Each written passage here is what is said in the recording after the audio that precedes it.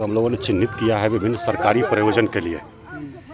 उसके बाद आज खाली कराने का कार्य चल रहा है, जिसमें अधिकांश बाउंड्री वॉल हैं और गैर आवासीय भवन है मुख्य रूप से, जिसमें कि बाउंड्री वॉल किया हुआ है, अंडर कंस्ट्रक्शन है।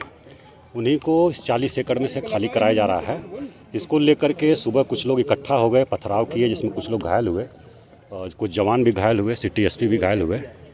और उसके बाद हम और एसएसपी साहब यहाँ पहुँचे हैं और स्थिति को नियंत्रण में किया गया है। सभी लोगों को खदेड़ दिया गया है और पूरी तरह से इसको हम लोग अपने कब्जे में ले लिए हैं। और बाकी जो अतिक्रमण है उसको तोड़ने की कार्रवाई चलती रहेगी जब तक ये अतिक्रमण सब समाप्त नहीं हो जाते। कितने एकड़ ज़मीन है ये आवास बोर्ड की? आवास बोर्ड की शुरू में कुल 1040 एकड़ के आसपास ज़मीन थी। 1040 एकड़ के आसपास थी, जिसमें से कि 600 एकड़ हम लोगों की ज़मीन आसियाना दीघा रोड के पूरब साइड में है, जिसके लिए बंदोबस्ती स्कीम सरकार ने निकाला हुआ है 2010 में, और 2014 में जो है वो अधिसूचना भी आई, नियमावली बनी है। उसमें आवेदन हाउसिंग बोर्ड के द्वारा मांगा जा रहा है। किसी के पास कोई पेपर नहीं है, अवैध ढंग से ये लोग अर्जित किया है। और क्योंकि इसकी रजिस्ट्री पर रोक है बहुत दिनों से, और कोई पेपर ये लोग नहीं दिखा पाते हैं कि इनको बंदोबस्त किया जाए।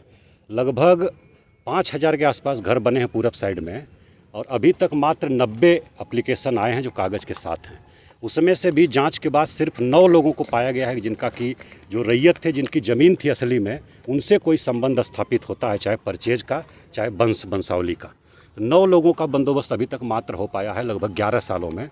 किसी के पास कोई पेपर नहीं है इसका, न तो जिनकी मूल ज़मीन थी जिन रैयतों की, उनसे इनका क्या संबंध है, किस प्रकार उनसे प्राप्त किए हैं, ये कहीं इस्टेब्लिश नहीं कर पा रहा है। और उसके बाद फिर भी जो पूरब तरफ 600 एकड़ है बंदोबस्ती के अधीन है, उसको हम लोग अभी छोड़े हुए हैं। जो पश्चिम तरफ 400 एकड़ है, उसमें हम लोगों ने 40 एकड़ ये विभिन्न प्रयोजनों के लिए चिन्हित किया है, और उसको हम लोगों ने आज हम लोग खाली करा रहे हैं। तो दावा पूरी तरह से अवैध है, और लैंड माफिया इसमें शामिल हैं पूरी तरह से, क्योंकि लैंड बहुत ही वैल्यूएबल है, टाउन के अंदर की लैंड है। और लैंड माफिया सब क्या कर रहे हैं कि अपना निर्माण समिति बना करके अवैध ढंग से इसका ट्रांजैक्शन कर रहे हैं, और बड़ी मात्रा में लोगों को बरगला रहे हैं। सीधे साधे लोग, उनका पैसा फंस रहा है। जबकि हम लोग प्रचार प्रसार किए हैं कि ये इस ज़मीन का खरीद बिक्री नहीं हो सकती, और वो अपना पैरेलल रेवेन्यू एडमिनिस्ट्रेशन चला रहे हैं, जिसमें कि पैरेलल म्यूटेशन करना, आंतरिक ट्रांजैक्शन करना, पैसे का लेन देन करना, ये सब जानकारी हम लोगों को मिली है। इन सब पर FIR दर्ज करेंगे, और जो भी निर्माण समिति बनी है, जो लैंड माफिया इसमें शामिल हैं, उनके विरुद्ध हम लोग कड़ी कार्रवाई करेंगे। इलेक्ट्रिसिटी कनेक्शन अंदर दिए गए हैं और यहाँ के लोग इलेक्ट्रिसिटी कनेक्शन और वोटर ID आपकी वैधता का प्रमाण पत्र नहीं हो जाएगा। इलेक्ट्रिसिटी अब मूलभूत सुविधा में आ गई है, और वो कहीं भी देना है। उसमें अमेंडमेंट हुआ है, वो है कि अगर घर का कागज़, उनका ज़मीन का कागज़ नहीं भी है, तो हमको मूलभूत सुविधा उपलब्ध कराना है। तो इलेक्ट्रिसिटी होने से या ID कार्ड होने से ज़मीन आपकी हो जाएगी, ऐसा कहीं नहीं लिखा हुआ है। कहीं नहीं लिखा हुआ।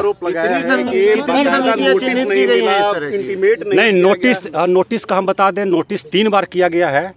नोटिस जिनको किया जाता है उनका आता पता नहीं है, वो लेते नहीं हैं, और मल्टीपल ट्रांजैक्शन आपस में लोग किए हैं। इसलिए हम लोगों ने आम सूचना किया, अखबार में प्रकाशन करवाया, यहाँ पर हम लोगों ने आम सूचना करके नोटिस चिपकवाया, जिसमें लगभग 150 लोग सुनवाई के समय गए थे, और उसके बाद अगर कह रहे हैं कि नोटिस नहीं मिला है तो गलत बात है। एक और सवाल है सर कि ये जो विवाद है हमेशा सामने आता है, तो क्या इस बार जिला प्रशासन आवास बोर्ड की तरफ से आप कोई ठोस पहल कर रहे हैं ताकि इस तरह की स्थिति फिर नहीं? बिल्कुल ठोस पहल कर रहे हैं। जो 40 एकड़ हम लोगों ने चिन्हित किया है, उसको हम लोग पूरी तरह से अपने कब्जे में लेंगे, और जो लोग भी इसमें व्यवधान डालेंगे उनके विरुद्ध कड़ी कार्रवाई करेंगे। अभी लगभग 1 दर्जन लोगों को हम लोगों ने अरेस्ट किया है, जो पत्थरबाजी कर रहे थे, आगजनी कर रहे थे, वो लोगों को अरेस्ट किया है, और कड़ी कार्रवाई इसमें। आज कितने मकान टूटे सर?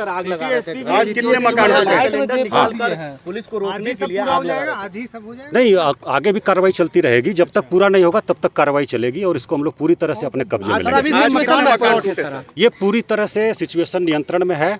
कुल 90 संरचना है हमारे 40 एकड़ में, लगभग 90 संरचना है, जिसमें अधिकांश बाउंड्री वाल हैं, और कुछ अंडर कंस्ट्रक्शन घर हैं जिसमें कोई रह नहीं रहा है। 3-4 घर हैं बाउंड्री पर, इधर दक्षिणी बाउंड्री पर, जिसमें लोग रह रहे हैं। उनको बाकायदा सूचना दे दी गई है खाली करने के लिए। उनको हम लोग समय भी दे रहे हैं। खाली करा के हम लोग इसको पूरी तरह से तोड़ेंगे और कब्जे में लेंगे। एकदम पूरी तरह से नियंत्रण में है, और चारों तरफ हम लोगों ने अपने कब्जे में ले लिया है। Thank you.